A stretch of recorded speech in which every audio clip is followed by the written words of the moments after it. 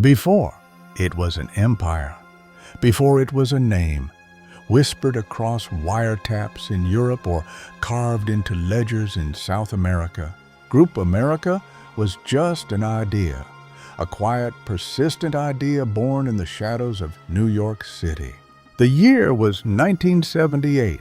Manhattan was still bleeding from the last gasp of the mafia wars, and the underworld was reshaping itself. Beneath the concrete pulse of Hell's Kitchen and the flickering neon of Queens, a new group began to take form. Not loud, not messy, not Sicilian. Different, sharper, colder. They were Balkan men, mostly Serbian and Montenegrin immigrants who had fled a homeland teetering on ideological fault lines. Many had fought. Others had smuggled, hustled, bribed their way through borders. New York gave them no comfort, but it gave them space. In this fractured city, they became bouncers, warehouse men runners for Italian crews, always watching, always listening.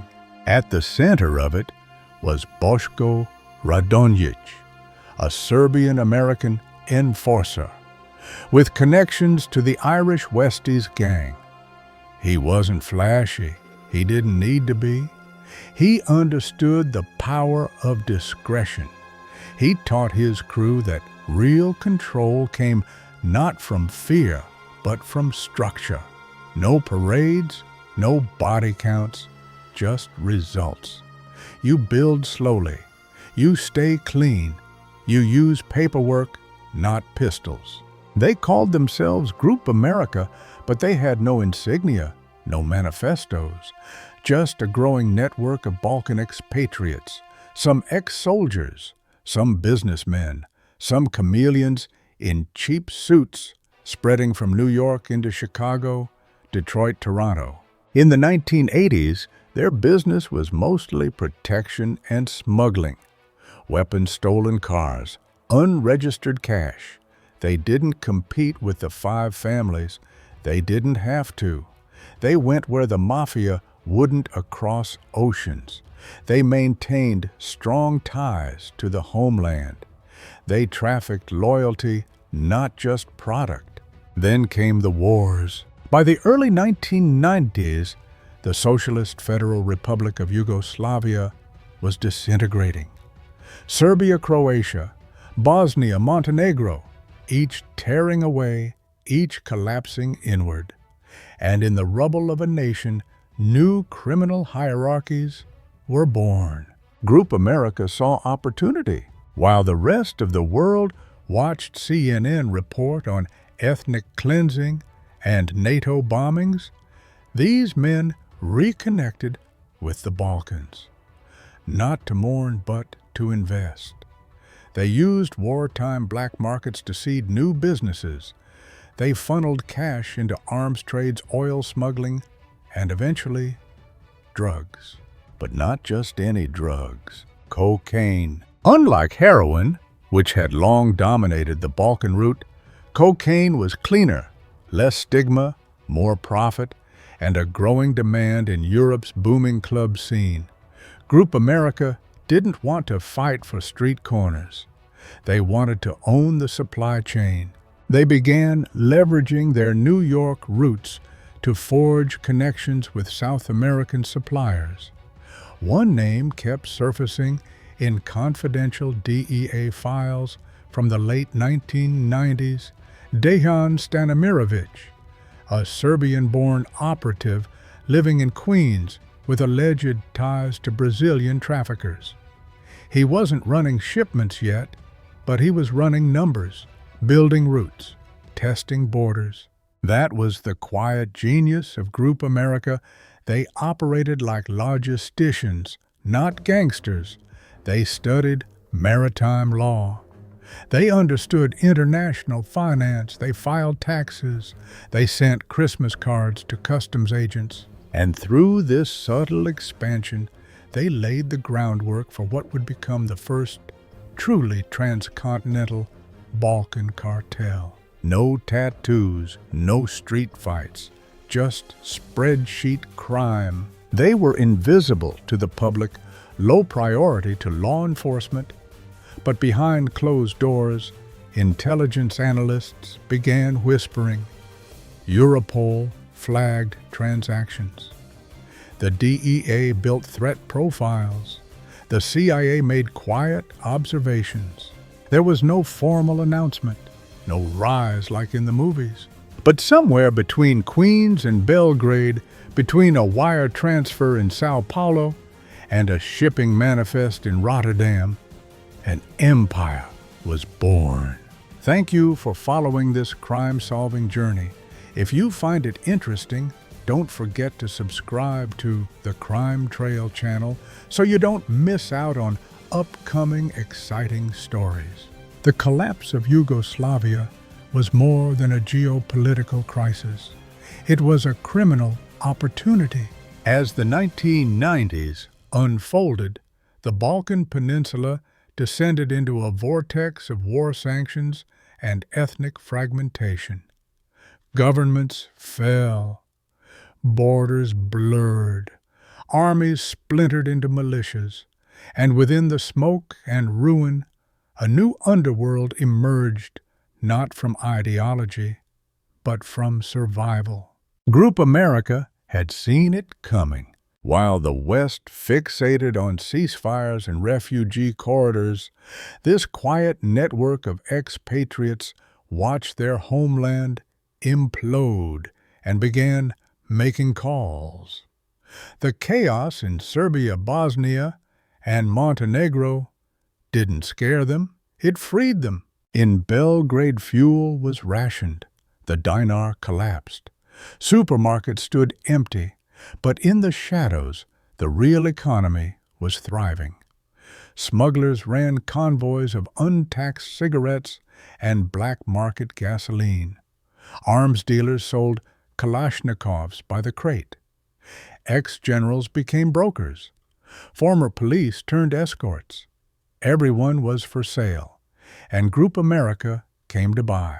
Their first foothold wasn't drugs, it was infrastructure. They bought trucking companies, licensed shipping firms, secured storage contracts at key rail junctions, all legal, all with government connections. It wasn't just corruption, it was symbiosis. The state needed money. The syndicates had it.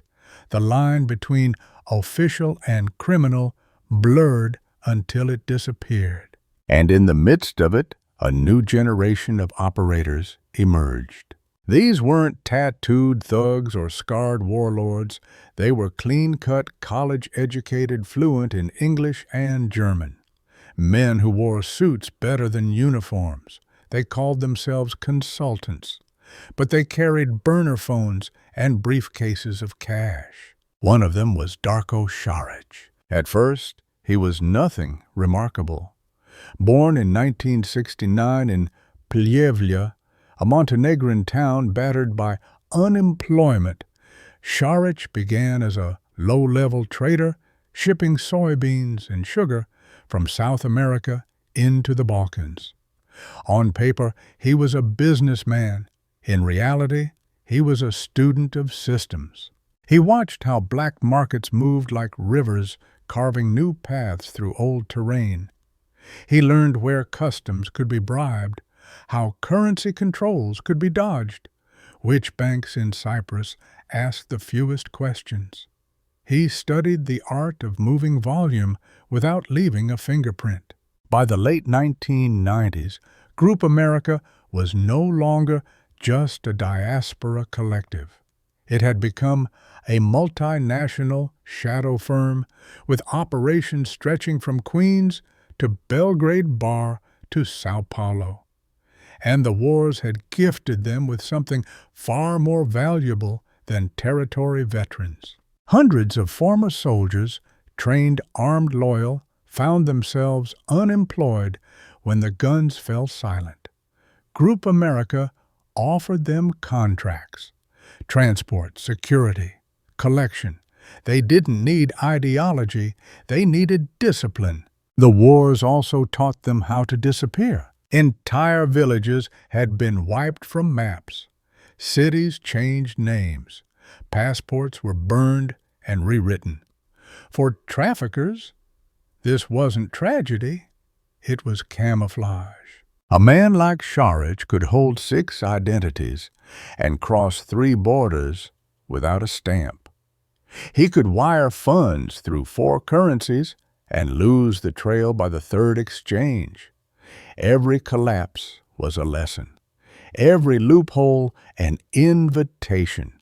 And while the Balkans smoldered, the rest of Europe remained distracted, focused on rebuilding, on integration, on NATO talks. No one paid attention to the men in dark suits boarding flights to Latin America. No one questioned why a soybean trader was spending weekends in Caracas. Group America had planted itself in the ashes of Yugoslavia. Now it began to grow, but it needed a designer, someone who didn't just want to move product, but to engineer the entire network, a man who could merge Balkan chaos with South American supply, who could sell stability to cartels and silence to governments. And Darko Šarić was already drawing the blueprint. When most traffickers rose through the ranks, they carried scars, knife wounds, bullet holes, jail time. But Darko Šarić was different. He didn't bleed his way to the top. He engineered his ascent. By the early 2000s, Šarić was already known in Montenegro as a clean-cut entrepreneur. He ran companies with names like Miramar, Pura Vida, and Balkan Investment Group. He imported soybeans, managed shipping routes, donated to charities, even attended business conferences. On paper, he was harmless, respectable, the kind of man who appeared in newspaper profiles about economic growth. But in silence, he was building something far more ambitious than an import business. He was building a cocaine empire without borders. Where most cartels relied on intimidation and firepower, Šarić saw a different path. Violence was noisy. It drew attention. It made enemies. But systems, clean, scalable systems, lasted longer. So while others were gunning down rivals, he was perfecting a logistics pipeline from South America to Europe, hidden beneath layers of legitimate trade. His genius was in the conversion of legality into cover. He didn't ship drugs. He shipped soybeans, sunflower oil, powdered milk. Real cargo, real clients. But within each batch, sealed deep inside, modified containers, lay hidden compartments carefully measured, vacuum-sealed, and timed to avoid inspections. To construct this network, Šarić relied on 3 pillars. Anonymity. He never touched product, never appeared on manifests, never spoke on unsecured lines. His name appeared only on clean documents. The real work was done by proxies, drivers, port agents, shell directors, none of whom could link him directly to a shipment. Layered ownership. Each shipment involved a chain of companies often registered in Liechtenstein, Cyprus, or the British Virgin Islands. Corporate directorship changed every few months. Bank accounts rotated. Even Šarić's own lawyers sometimes didn't know who signed what. Modular logistics. The route was never fixed. If Montenegro was too hot, containers rerouted through Croatia or Slovenia. If a customs official was under pressure, another was activated in Serbia or Hungary. The system adapted like software, flexible, decentralized, and efficient. But Šarić wasn't just a trafficker. He was a manager. He operated like a CEO. Staff were selected for competence, not loyalty. Mistakes were documented. Operations were reviewed. If a route failed, it wasn't a scandal, it was a logistical error to be corrected. And he rewarded performance. Drivers who completed multiple runs without incident received bonuses. Dock workers who kept their mouths shut got health insurance. He created a corporate culture within crime that made disloyalty economically irrational. Still, Šarić understood that even the best systems required protection. So he invested in politicians. In Montenegro and Serbia, he funneled campaign contributions through back channels, sponsored football clubs, funded cultural events. He never sought fame, he sought cover. The appearance of civic engagement gave him insulation. Officials could plausibly deny involvement while quietly rerouting inspectors or ignoring red flags. In South America, his connections deepened. He formed ties with Colombian middlemen and Brazilian shipping brokers, offering what they couldn't find elsewhere, a silent, stable path into Europe. No gang wars, no headlines, just containers that arrived on time every time. By 2008, his network was moving tons of cocaine per month. Not bricks, tons. And yet, most intelligence agencies still had no photograph of him. No voice sample, no physical surveillance. He was a ghost with a bank account. The DEA began to flag his shipments. Europol opened a file, but without concrete evidence, he remained untouchable. Until one shipment, one mistake, one name on one manifest that shouldn't have been there. It would take another year for that trail to lead to a ship off the coast of Uruguay. But by then, Darko Šarić had already become more than a trafficker. He was a system designer, a man who redefined the business of organized crime not through fear, but through efficiency. And the system was still growing. To understand the power of Group America, you can't just follow the drugs. You have to follow the design. What Darko Šarić built wasn't just a smuggling ring. It was a machine, a multi-layered system of transport, finance, personnel, and silence that operated like a high-end logistics firm. Not because it had to be that way, but because he chose to make it that way. Every part of the operation was modular, replaceable, and trace-proof. Like clockwork gears, hidden beneath the face of a polished watch. It began with recruitment. Group America didn't pull from street gangs or neighborhood crews. They recruited from universities, military academies, freight companies, and customs offices. If you had access or knowledge or silence in your blood, you were a candidate. Šarić valued three things above all: competence, discretion, and loyalty paid in full. And once inside, you didn't need to know everything, just your part. Each operative was separated by layers of function. Drivers didn't know clients. Warehouse men didn't know financiers. Brokers never met couriers, like an assembly line where the man welding the part never sees the finished car. Then came the shell firms. At any given moment, Šarić's network maintained over 200 front companies spread across at least 15 countries. Some imported bananas, others exported milk. A few even had legitimate clients.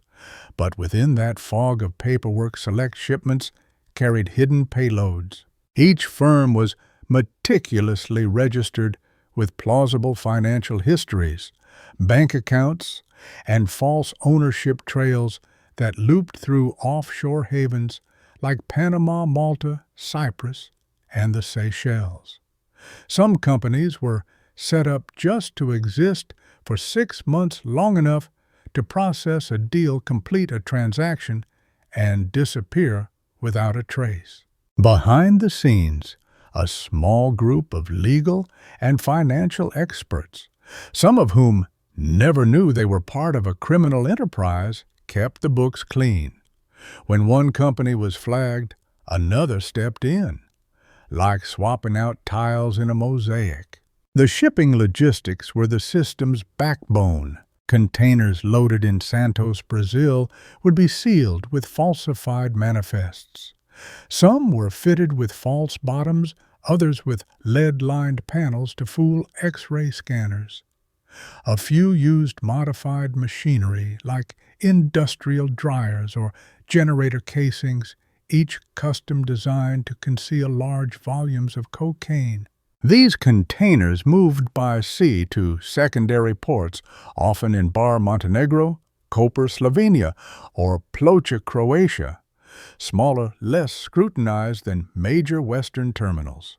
From there, the goods were trucked inland through Serbia and Hungary, entering the Schengen zone and scattering silently across Europe. And all of it, every kilo, every dollar, every document, was monitored through encrypted communication hubs.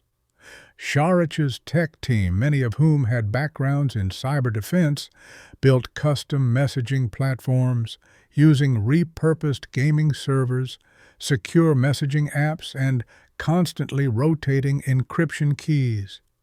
Every contact had a clean phone and a set of phrases for emergencies. If something went wrong, the system could shut down a route in under 24 hours. But the real brilliance wasn't in how it moved, it was in how little it relied on any one piece. If a port became risky, they rerouted. If a driver was arrested, their route was canceled, and that layer of the system went dark. If a financier died, the accounts transferred by pre-authorized codes. No central control, no names in ledgers, just functions like code in a program.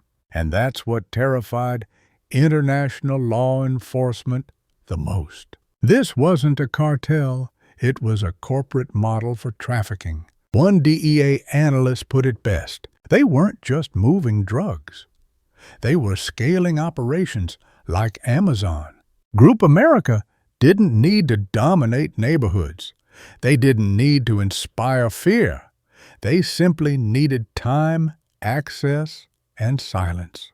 They had all three. And as Šarić's machine churned day and night from Sao Paulo to Belgrade, it delivered millions in product and laundered profits without a single gunfight.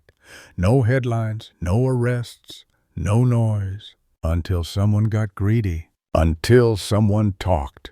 And the gears of the machine began to grind. No empire moves alone. Even the most refined machine needs suppliers, protectors, and partners in the shadows. For Group America, expansion wasn't built on brute conquest.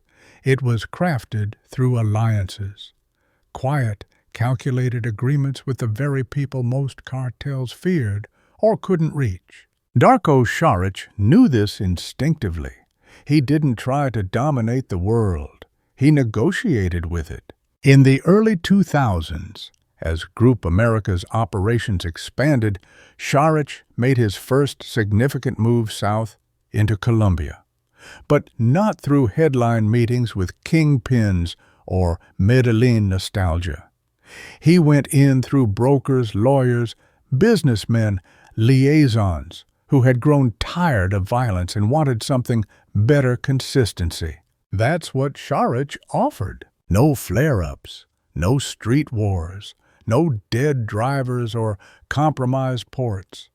He offered a quiet pipeline designed not for control, but for efficiency. His terms were clear. You produce, I move. This proposition appealed to a new class of traffickers rising in Colombia and Brazil. The old model warlord-run cartels was being replaced by fragmented cells.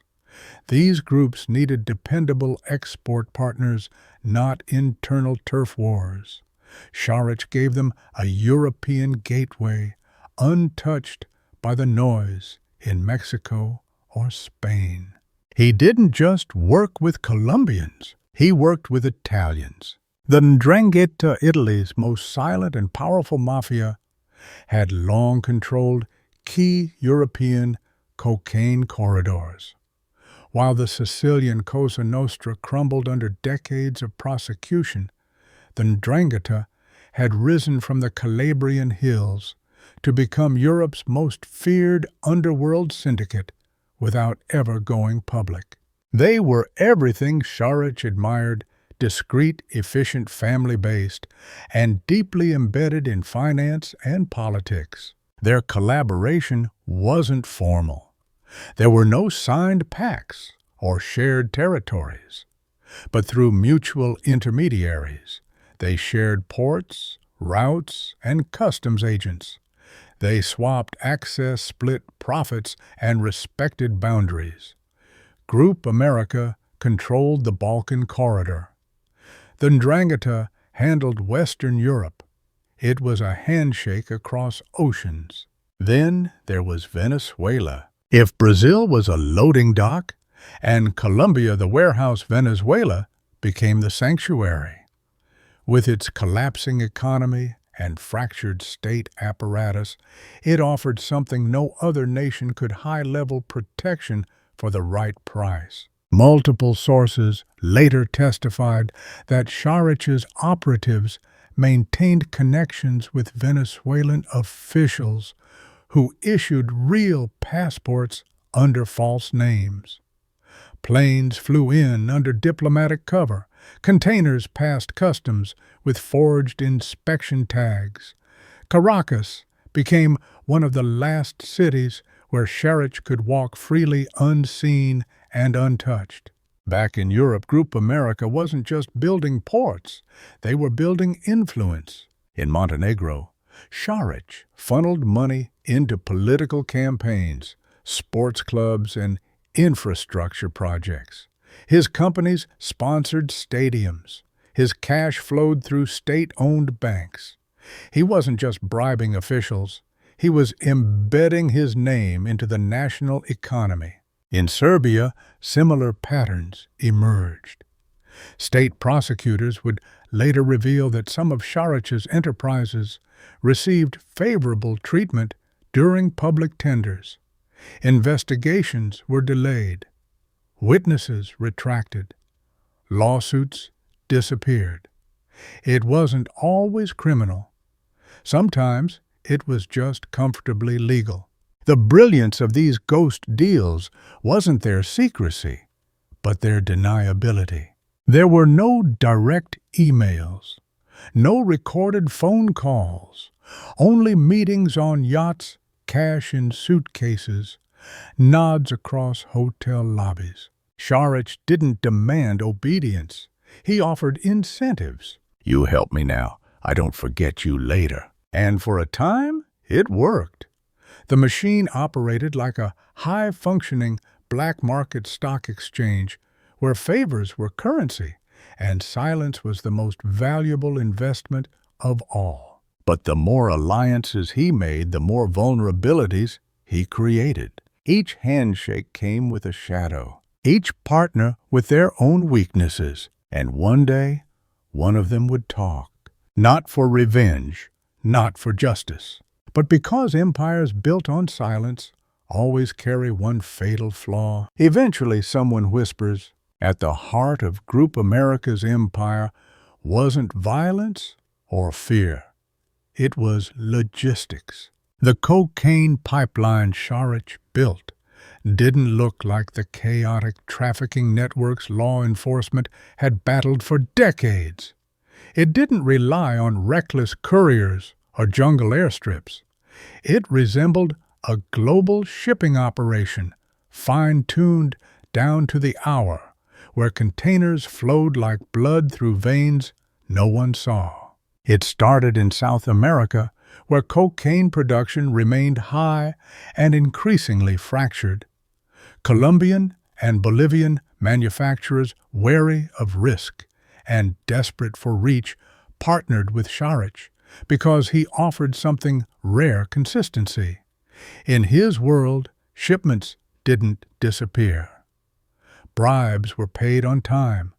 Routes were protected, not contested.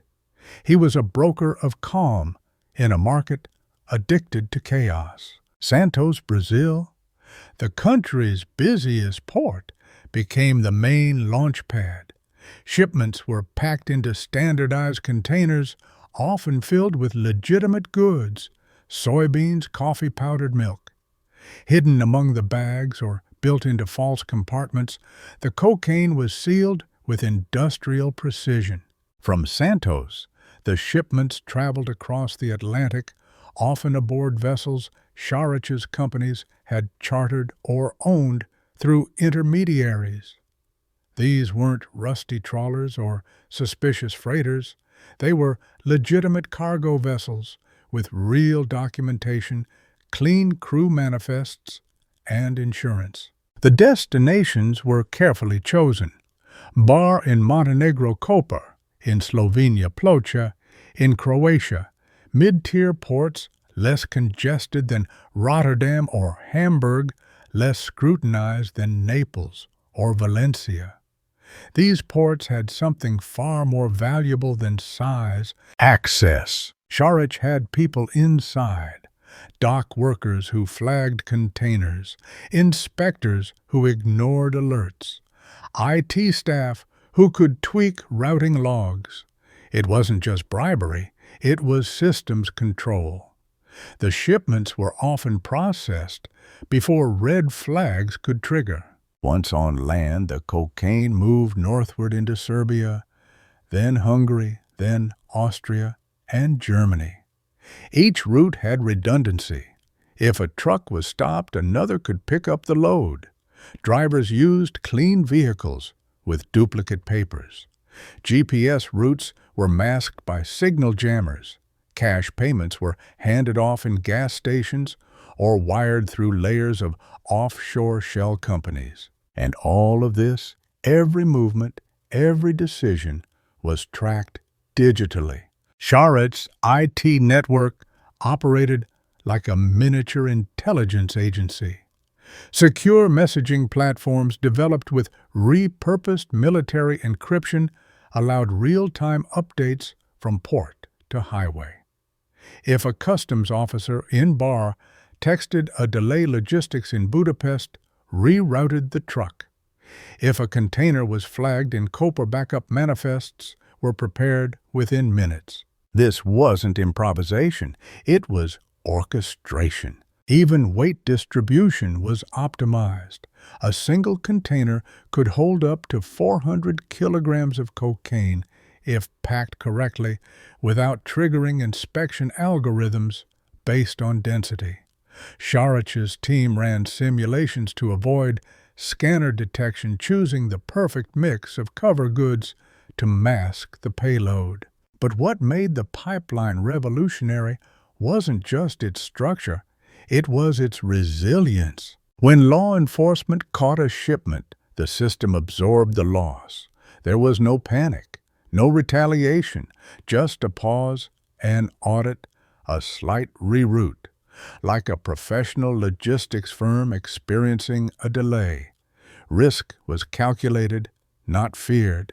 And so the cocaine flowed. Thousands of kilograms per month, from the jungles of Colombia to the clubs of Berlin and Paris, from the coastal warehouses of Brazil to quiet logistics parks in Hungary, all with no public violence, no headlines, just movement. By the time authorities seized a single container, 5 more had already passed. And through it all, Šarić remained invisible. He didn't manage operations directly.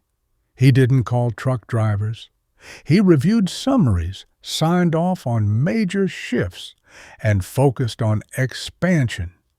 He wanted routes into Scandinavia. He wanted deeper access into North Africa. He was already exploring options in Dubai. But like every system, no matter how perfect, it had a weakness. Not in the design, but in the people. Because for all the code, all the layers, all the silence, someone still had to carry the weight. And it only takes one frightened man to bring down a kingdom. If cocaine was the product, money was the bloodstream. And in Group America's empire, the flow of money wasn't hidden in the shadows. It was polished, dressed in suits, and filed with signatures. Šarić knew early on that trafficking drugs was only half the equation. Moving cocaine was easy. Making it disappear on paper was the real art. To keep the empire alive, Šarić built a global web of financial camouflage, layered, rotating, and constantly in motion. His laundering system didn't rely on backroom cash handoffs. It operated through banks, shell corporations, real estate, and commodity trade. At the center of it were dozens of holding companies registered in Liechtenstein, Cyprus, Panama, and the British Virgin Islands. Each company had a plausible purpose: agricultural exports, logistics, consulting, renewable energy initiatives.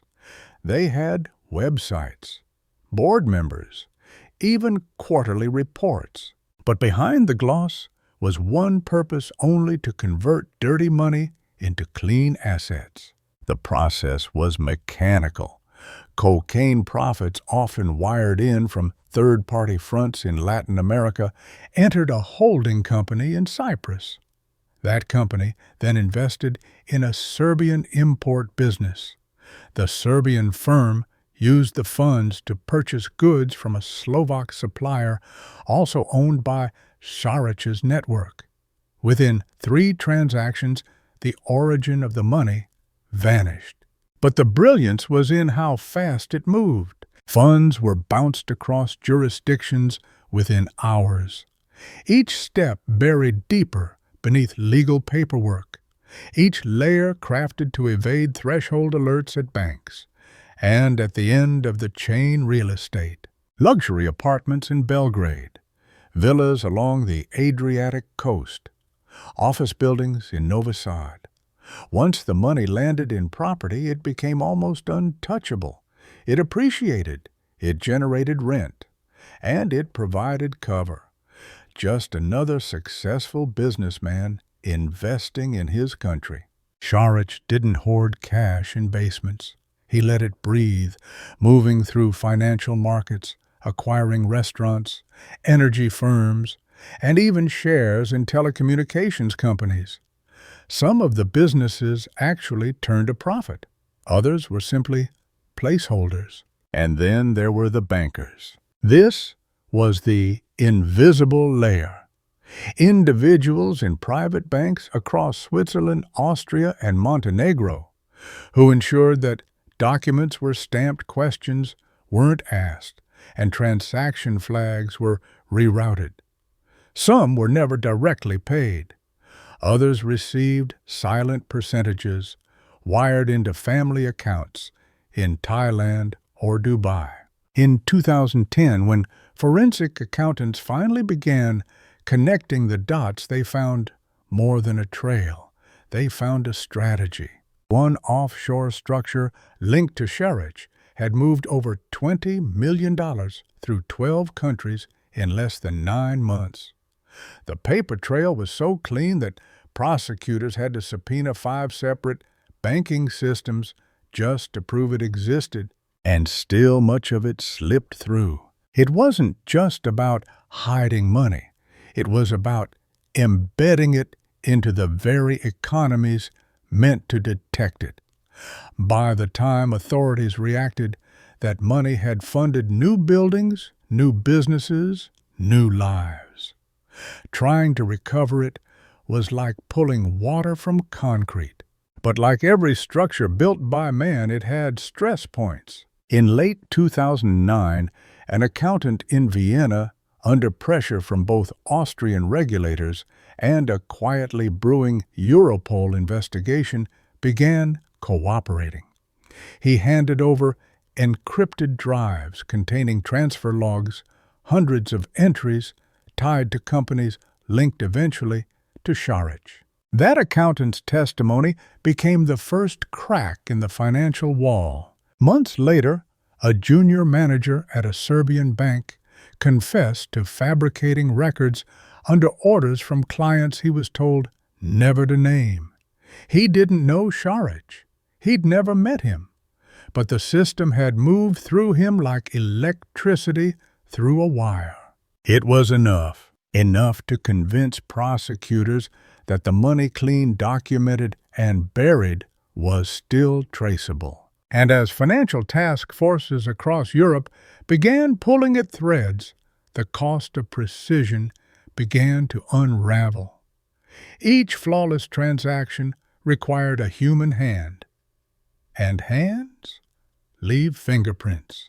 By 2011, law enforcement had mapped over 100 million in suspicious transactions linked to Group America's umbrella companies. Šarić remained silent. But the money didn't, and once it started talking the machine, he built perfect quiet. Invisible, began to glow under the heat of forensic light. The strike wasn't loud. It was coordinated, the kind of silence that only descends when dozens of agencies hold their breath in unison. On October 27, 2009, while much of Europe slept, Operation Balkan Warrior was set in motion. The name had been whispered across war rooms in Belgrade, Vienna, Rome, and Buenos Aires. A joint task force composed of DEA agents, Europol analysts, Serbian prosecutors, and South American intelligence units had been quietly weaving together a case. They had no single crime scene, no smoking gun, only patterns, roots, names, and a code SA7, the internal tag for Darko Šarić's suspected shipping network. But on that morning, years of observation converged on one vital signal: a freighter moored off the coast of Montevideo, Uruguay. The vessel, innocently named MV Moj Kamen, was flagged under a Montenegrin shell company. A shipping manifest declared it was carrying soy meal to Europe. But the trajectory didn't match any known agricultural trade route.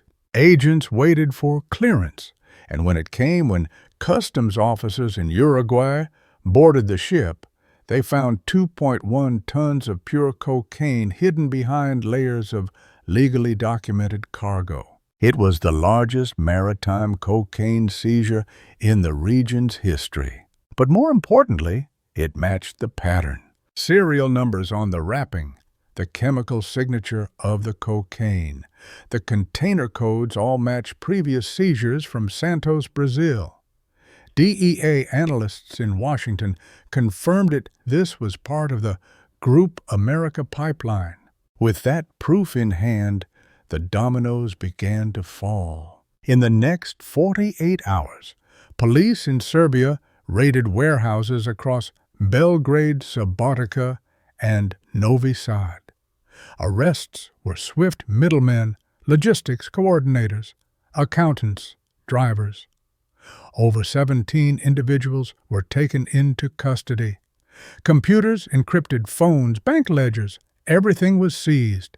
But Darko Šarić was gone.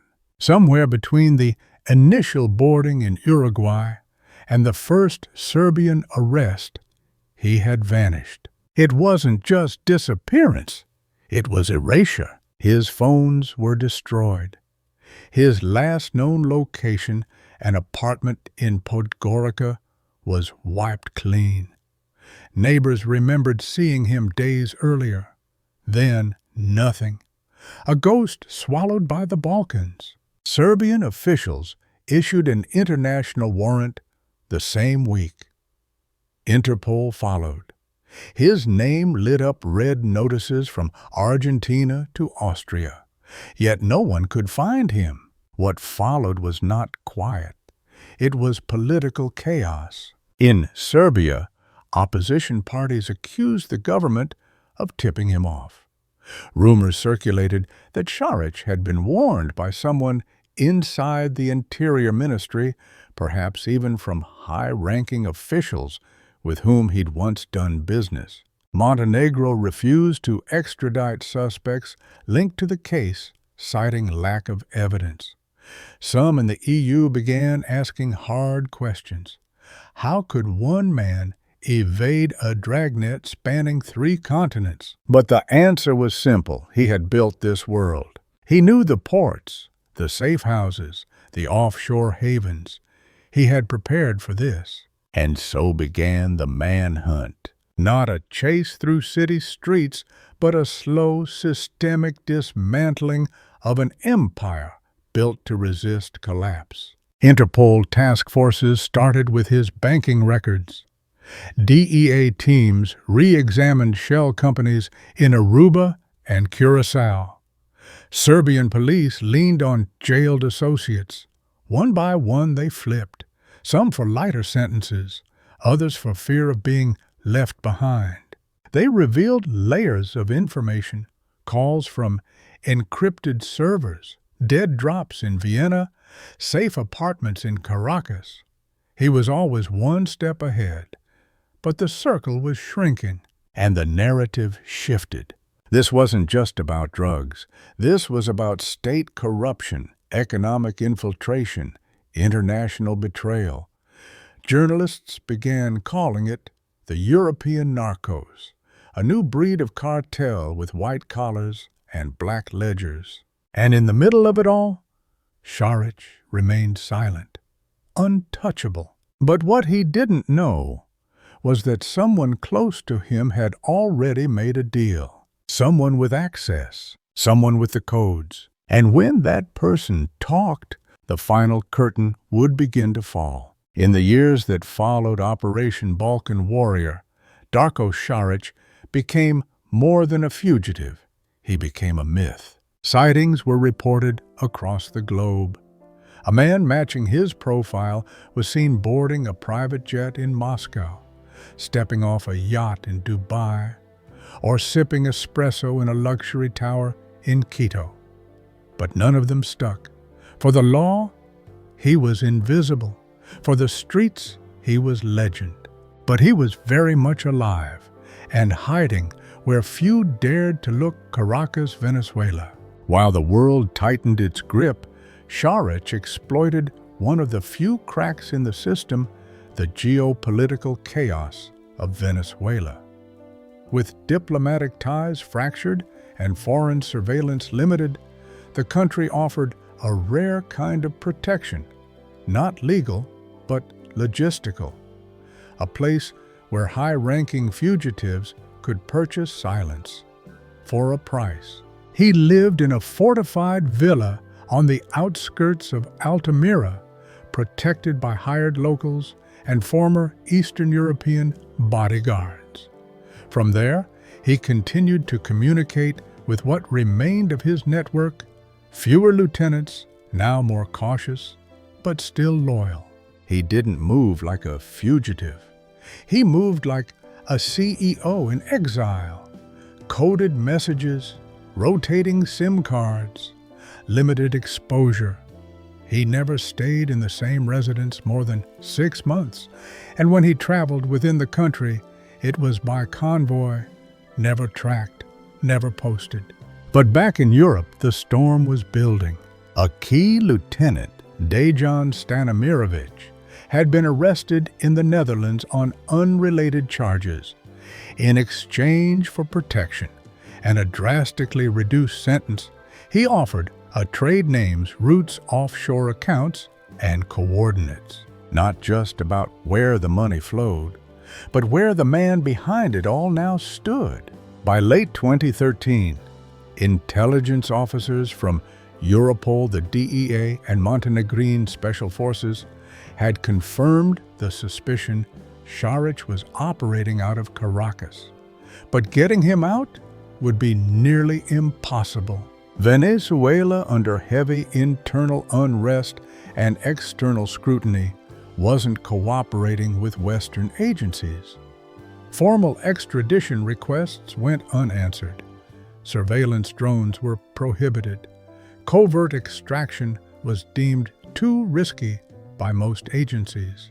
And so the plan changed. Rather than grab him in the jungle, they would pressure him into surfacing voluntarily.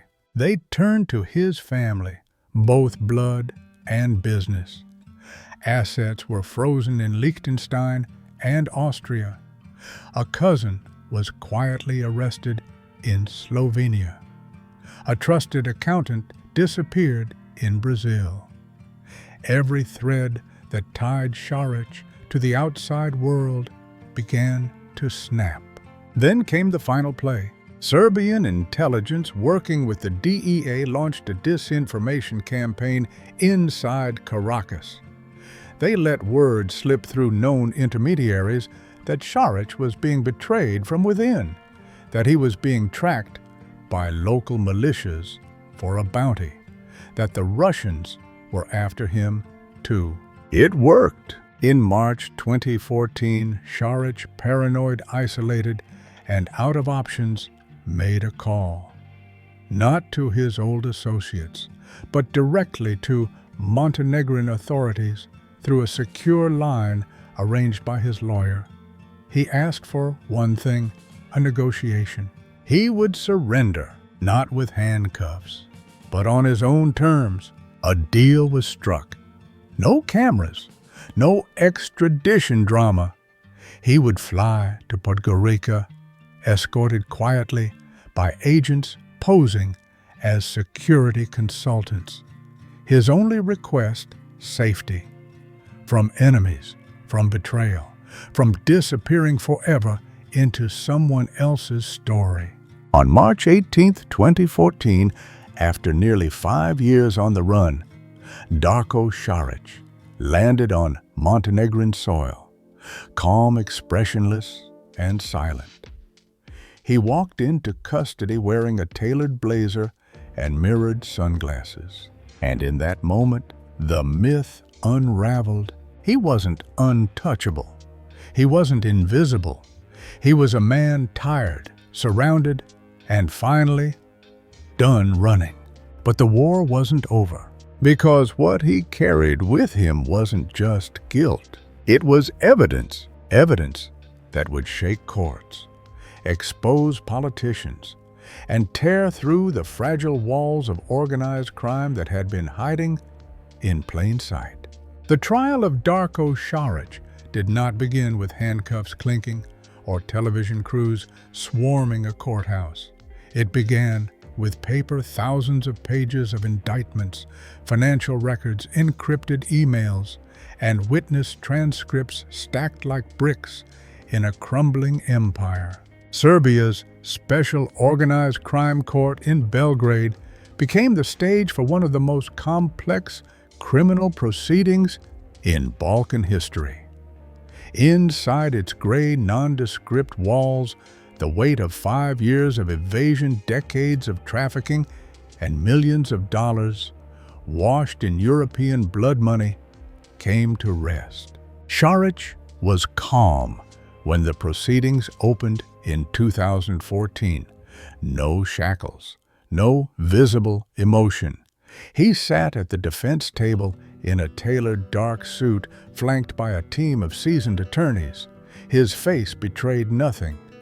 The man who once ruled a cocaine empire stretching from Medellin to Montenegro now sat surrounded by microphones, legal binders, and journalists' pens. But the prosecution came ready. They alleged Šarić was the mastermind behind the trafficking of 5.7 tons of cocaine from South America to Europe between 2008 and 2009 alone, that he laundered more than $22 million through shell companies, offshore holdings, and real estate empires, that he had corrupted public officials, financed political parties, and ordered hits on those who threatened his network. The evidence was overwhelming and yet brittle, because Šarić had never been caught red-handed with drugs, never directly named on a transfer, never wiretapped discussing cocaine. His fingerprints were absent from crime scenes, his voice silent in audio recordings. It was a case built on structures, not actions, on trails of money, not trails of blood. That made the testimonies critical. Over the course of the trial, more than 100 witnesses were called: former associates, bankers, offshore accountants. Some whispered through bulletproof glass, fearing retaliation.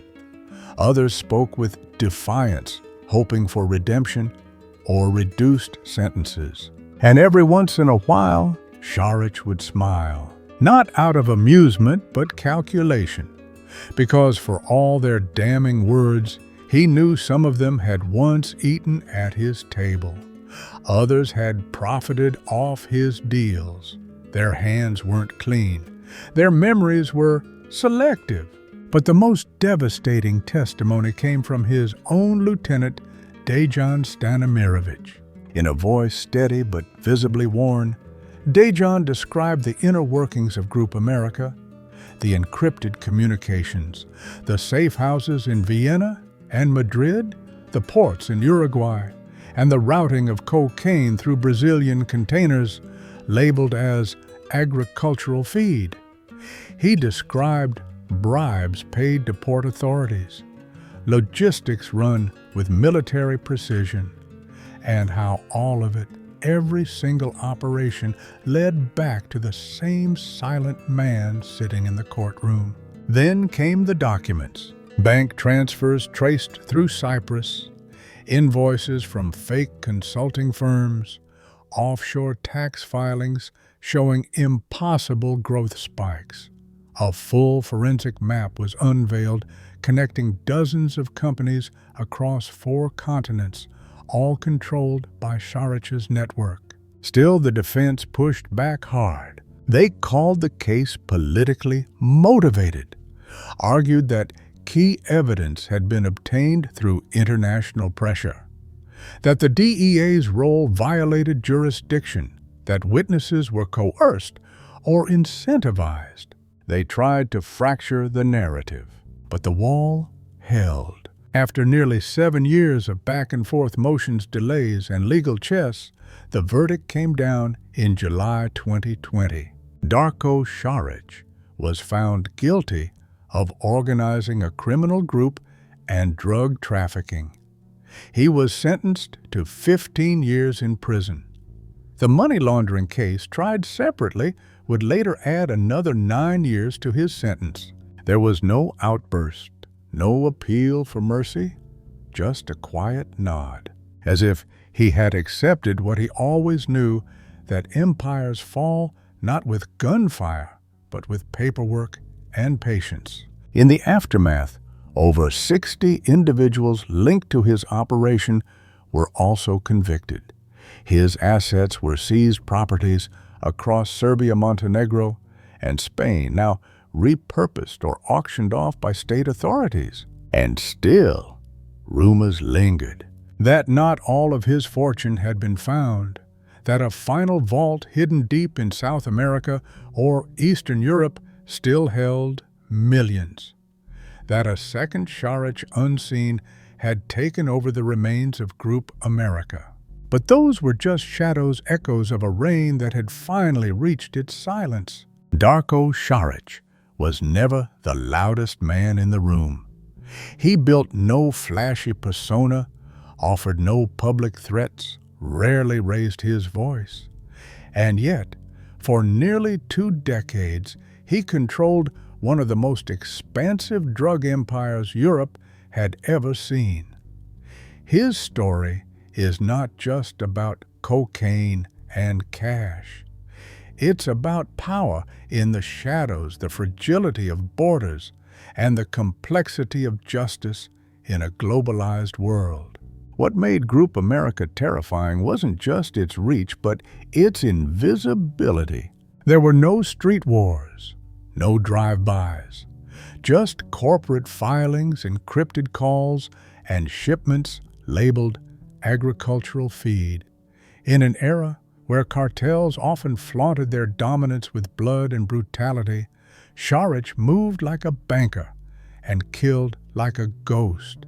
The system enabled him. Weak institutions, political allies, and regulatory loopholes across multiple countries formed a tapestry of corruption that stretched from Belgrade to Bogota. He didn't hide under the bed. He hid in bank vaults, law firms, and real estate. And when the walls closed in, he didn't go down in a blaze of gunfire. He negotiated his exit. He turned himself in, dictated the terms, and walked into a courtroom like a shareholder attending a board meeting. But if there's one lesson to be drawn, it's this: no one stays invisible forever. Šarić believed his world was bulletproof, that money could insulate him, that loyalty would last, that systems were too slow to catch men like him. For a time, he was right. But what he didn't see coming was the power of connection, not just the networks he built, but the ones built against him.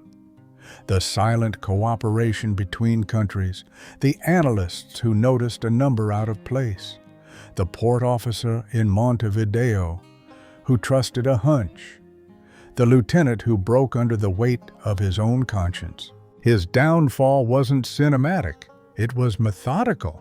A file here, a bank account there, an arrest in a city thousands of miles away that led slowly, inevitably, back to him. And so the myth collapsed, not with a gunshot, but with a paper trail. In the end, Šarić sits behind cold walls in a quiet cell, far from the marble floors and mountain villas he once ruled.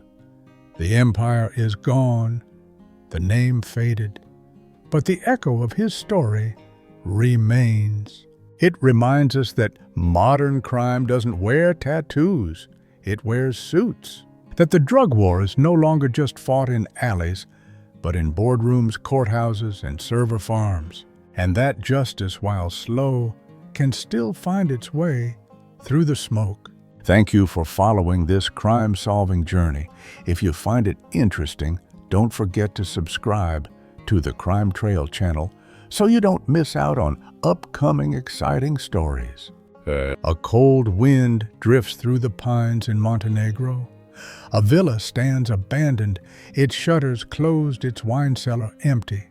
Somewhere a ledger still sits open.